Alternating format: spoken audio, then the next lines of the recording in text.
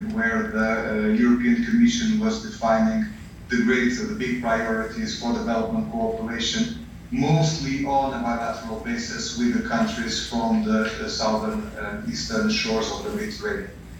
So this evolved into a new platform that was created in 2008, the Union for the Mediterranean, that has as core principles the co-ownership of the priorities for development cooperation between the countries of the north and the countries of the south. So we are jointly defining what are our real priorities for development cooperation. So this is it's somehow north-south, but it's also south-south, and well, basically it's the regional scope of development cooperation that we try to address.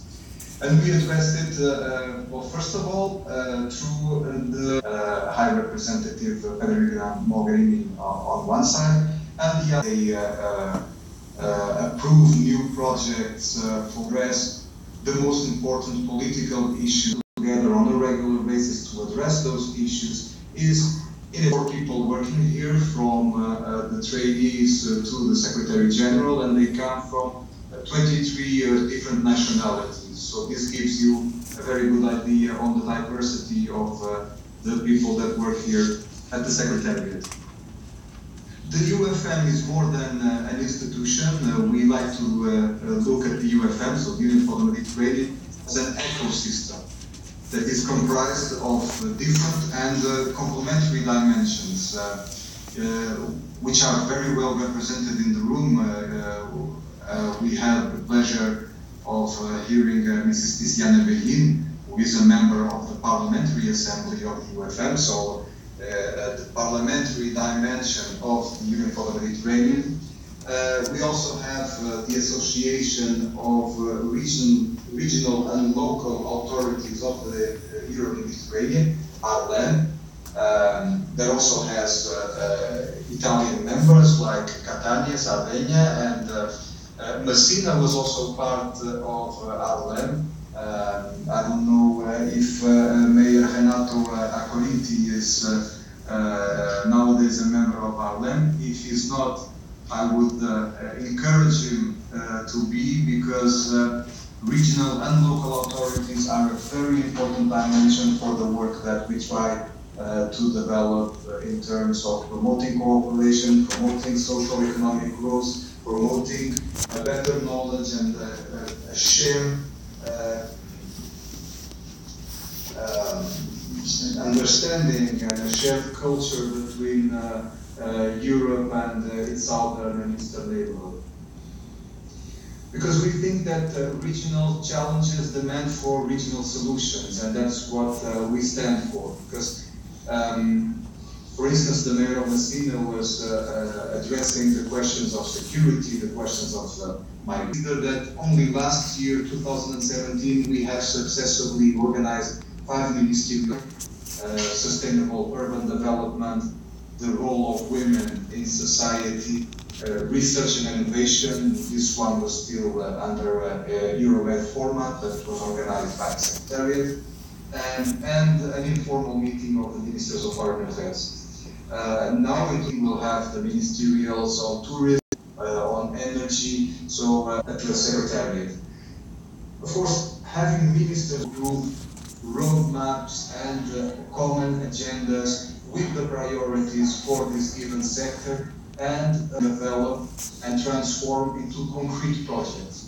Very politically sensitive issues, but we also bring together people from other institutions, UN agencies, stakeholders that can contribute to the debate and that can help us also promoting the agendas and transforming them into projects that can be promoted and implemented in the region in order to get some beneficiaries out of this exercise.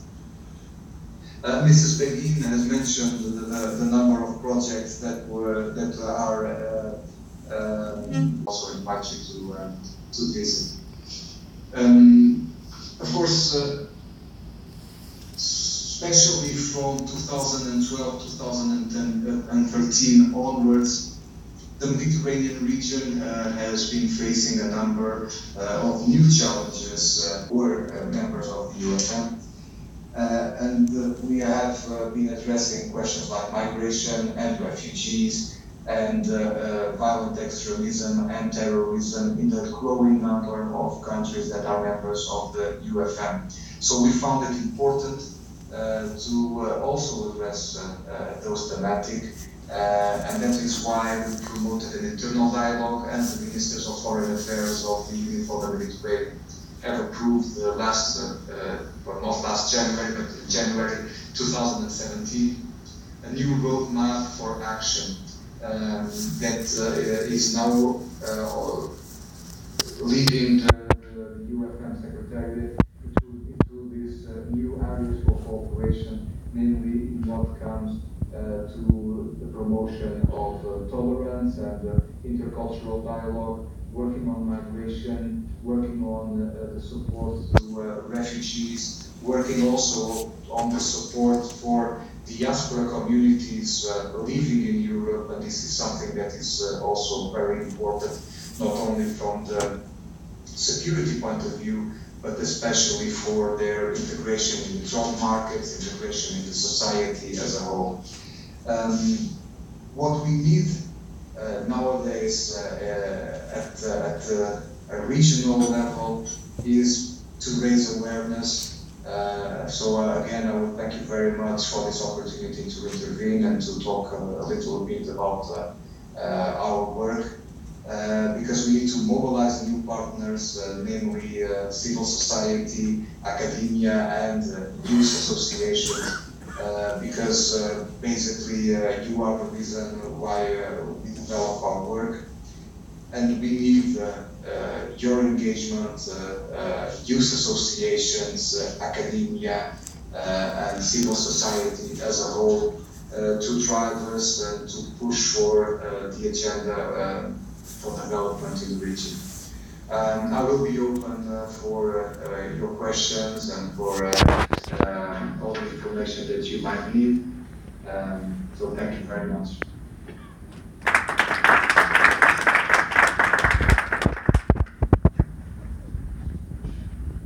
Anybody wants to ask a question? We can. So I think I have a question. Can you hear me okay? Sorry, can you hear me okay? Yes, perfectly. So I think I have a question around, when you think about the Mediterranean region and the countries that are involved in that area specifically, but then in the European Union, you have a lot of Northern European countries that may not necessarily consider that region as, top of mind as an issue to them. Kind of how do you balance the conversations with, I'm from the Netherlands myself, obviously the Mediterranean isn't as top of mind as much as it is for my Italian and Spanish friends. Kind of how do you balance those conversations between perhaps conflicts of interest within the European Union of what to do in the Mediterranean? Does that make sense? Maybe if we could have, I don't know if there's any other questions, but if we could have 2 or 3, and then I would answer it in bulk, or would you prefer me to address it? Okay, I will start with this one, and then if there are others, or if not. Well, in any case, this is a very important point because clearly the Mediterranean is a priority for a number of countries, especially from the southern part of Europe, from Portugal, although we are not on the Mediterranean. We have a Mediterranean culture, and we are part and very much engaged in a number of initiatives that deal with the Mediterranean. My colleague who is with me is from Italy, of course, is a country that has established the Mediterranean as one of the key priorities of its foreign policy. But it's true that for some countries in the north, these countries have actually realized that security in the Mediterranean is key for their stability and for their security as well. This is something that comes from far beyond, far behind. If we are to read the final act of Helsinki of 1975, it's clearly stated that security in the Mediterranean is a key element for security in Europe. But I think that for many countries, they have this.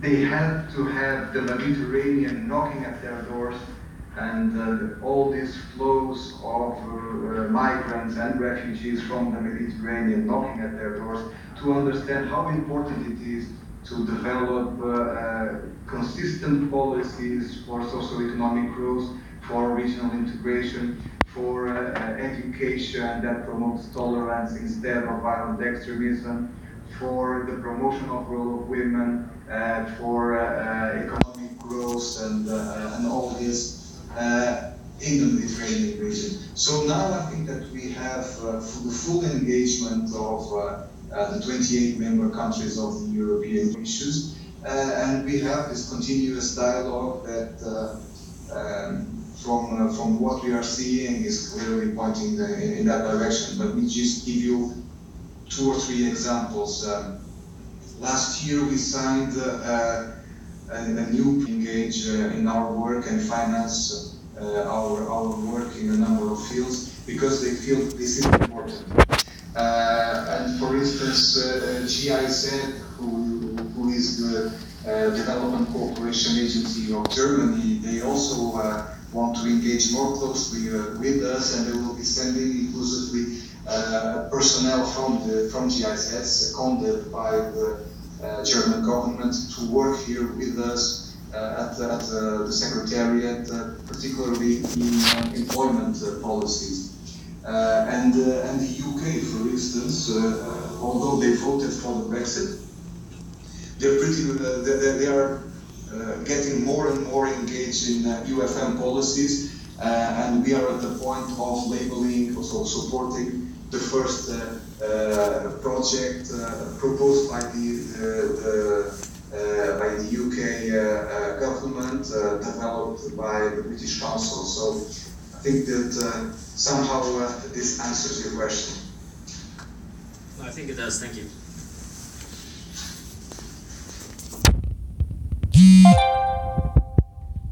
Anybody else has any questions? There will be a good chance now. Obviously, please let me know. Well, I would like to ask you a question myself.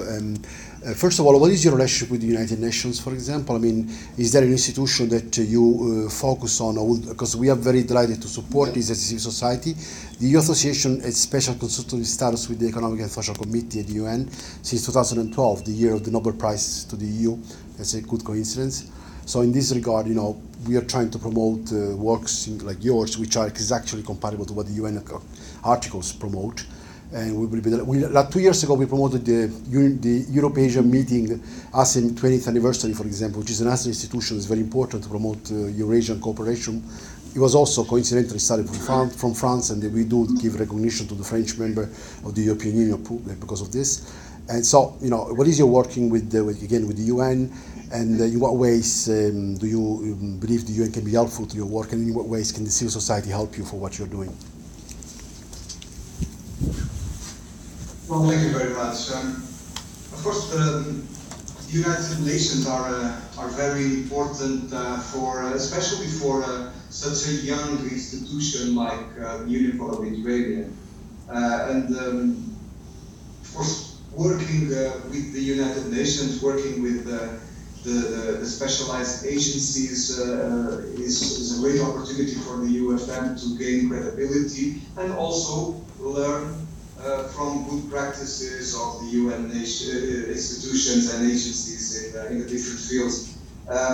Today, the Union for the Mediterranean has an observer status to the General Assembly of the UN, and we are working on a number of UN initiatives.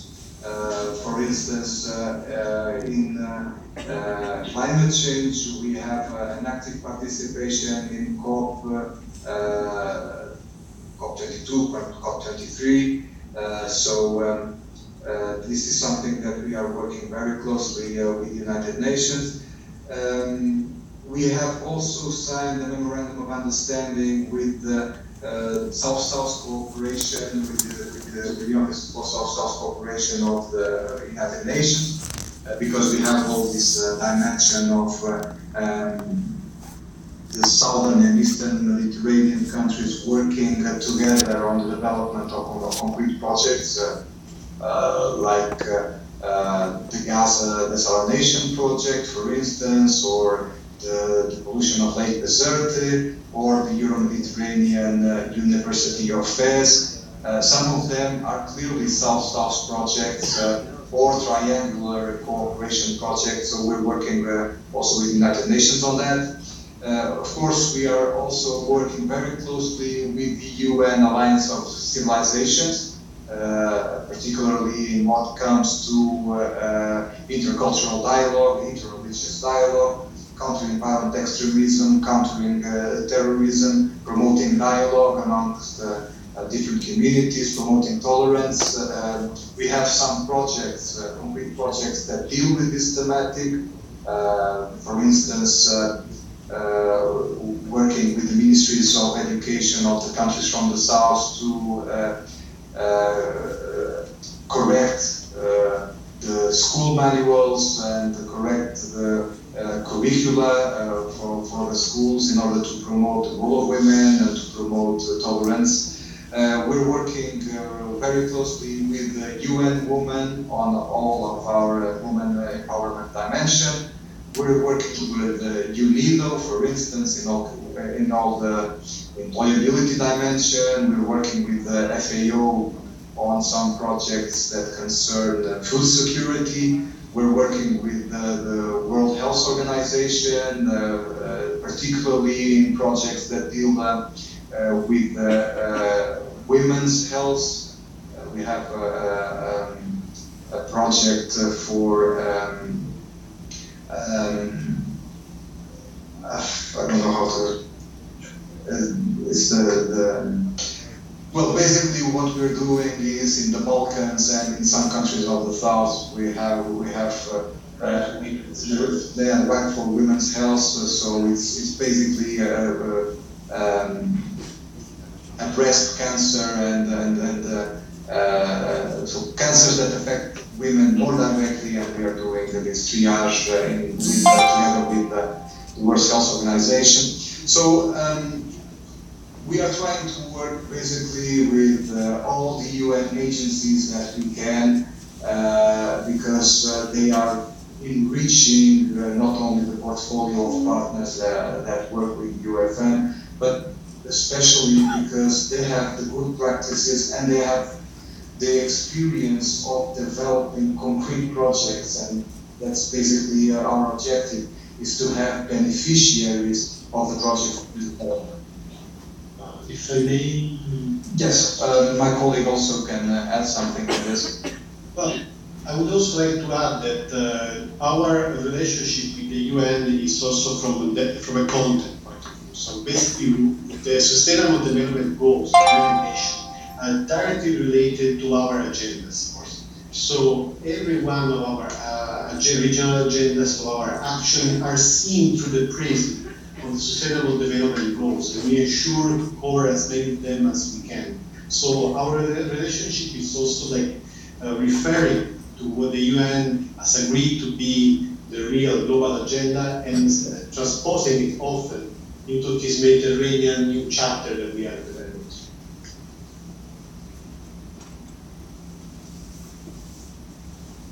Exactly. Okay, well, thank you so much for this. Now, of course, please, if anybody else would like to add any further information or any questions, please do so. Otherwise, I guess we can use. One more question. Can you hear me okay? So like this, or can you hear me okay like this? Can you hear me now? I don't think they can hear me. Can you hear us? Can you hear us? No. Well, we had some problems with the connection. Maybe you could repeat. Can you hear me now? Yes, more or less. More or less. Okay. So I guess my question is, in terms of how to get involved as first-year MBA students or second-year MBA students, outside of just raising awareness, being part of these conversations, what are some other ways practically for us to get involved? I don't think they're hearing. Sorry, could you please repeat, because there's... Try to go close to the computer. Can you hear me better when I'm close to the computer? Actually, yes. Yes. Okay. So my question is on outside of kind of just getting involved through kind of these conversations and awareness, what are some practical ways that MBA students or students at CERN can actually get involved with some of the work that you're doing? Well, that's a good question. I think that raising awareness to Mediterranean questions is the most important thing today. What we are trying to do is to engage a growing number of youth associations, youth networks, and universities, and bring them together. For instance, during MEDCOP, the Mediterranean COP of Tangiers in 2016, we promoted the creation of a network of youth associations for climate change that has been developing ever since and gaining. And our objective is to have that on different sectors as well. So on the long run, we will have a network of youth associations representing different sectors from different countries, also with a strong participation from universities that can be some sort of counterpower that can influence the dialogue, the platforms for dialogue that we develop, and that can be an active voice in the Mediterranean. So our objective is to have this contribution also to define the policies of the region. Thank you. Okay, thank you so much. I guess it's quite late for you in Barcelona, so I suggest again, if anybody wants to add any questions or any discussion, we will update with you tomorrow from the UN. I guess your colleague, I don't know if it's him that's going to come tomorrow to speak at the UN. It's the gentleman next to you, right, Mr. Gomez? Yes, that's right. So we will update tomorrow. I guess they are already working for the connection at the UN tomorrow. We'll start at 1:15, but we might get connection a bit earlier from our time. Once again, I would like to thank you very much for this fantastic opportunity. I would suggest, before we close the connection, if Mrs. Begin and Mrs. Aracorinti, Renato, if you come over, we take a picture together with the Barcelona, it would be a good idea, and also with one representative of the European Business Society, that's the organizing entity, please. Yes, we'll just take a picture and then we'll say goodbye to you. Thank you very much. Just a moment.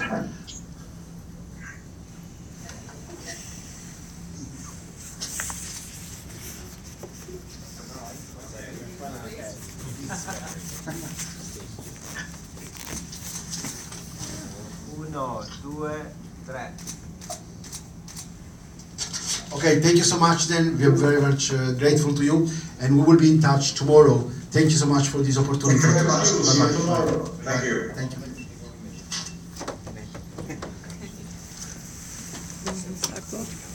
Fiorenzo, poveri. Mi fate stare in ufficio fino alle 9.